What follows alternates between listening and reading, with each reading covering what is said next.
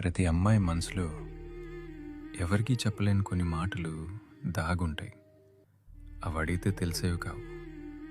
వాళ్ళ మౌనాన్ని ప్రేమిస్తే మాత్రమే వినిపించేవి. బయట ప్రపంచానికి ఆమె జీవితం చాలా అందంగా కనిపించవచ్చు. అన్నీ ఉన్నాయి కదా, ఇంకేం కావాలి అని లోకం అనుకుంటుంది. కానీ తనకంటూ కొన్ని కలలు, తనకంటూ కొన్ని ఇష్టాలు, తనకి నచ్చినట్టు బతికే ఆ చిన్న స్వేచ్ఛ, ఇవేమీ లగ్జరీలు కావు.